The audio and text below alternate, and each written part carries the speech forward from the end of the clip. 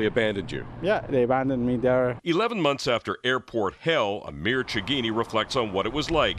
Back in January, after a visit to Tehran, Chagini and his wife and one-year-old daughter were stuck because of an airline mess-up. You can board the plane, but you have to leave your child here. The British Airways representative said they couldn't find their daughter's name in the computer system. We cannot issue a boarding pass for her. Denied boarding not once after being told the problem would be solved the next day, it happened again. Now your daughter's name doesn't exist anymore. Eventually, the business class passengers spent more than $7,000 on a one-way ticket home with another airline. The original tickets were bought through Air Canada on its website.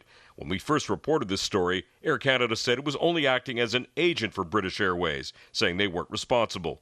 Both British Airways and Air Canada were stonewalling the passengers at the beginning, which is part and parcel of the problem. Airlines know that in most cases they can get away with it. Lukash helped guide Chagini with his claim after we first reported the story. You learned a lot about what it's like to go up against the airline. It is. I learned not just against airlines, any big corporations. Air Canada refused at first, later agreed to pay the replacement tickets, expenses, and finally, compensation for being denied boarding. Persistent, being patient is a key here. Airlines bank on passengers just giving up. At times, he felt like quitting. I was tired as well. This week, Air Canada cut a check for more than $11,000. Coupled with money credited to his credit card, it's a lot of money. A little over 13,000 Canadian. But was it worth the effort? Yes, definitely. If you're wondering whether pursuing a claim like this would be easier with Ottawa's proposed new airline rules, the new airline Bill of Rights will do nothing to help the enforcement problem. We have a federal regulator which is cozy with the airlines. I'm glad that you didn't have to spend all that money in the end because,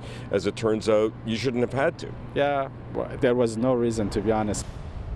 The onus is all on the passenger in a dispute like this. If the airline hadn't finally agreed to pay, he would have been forced to go to small claims court. More money spent, more time, and fewer people will do that. One of the lessons here is airlines typically don't make it easy to get money back, even if that money is owed. So if you want a refund or compensation, you have to be ready for a fight.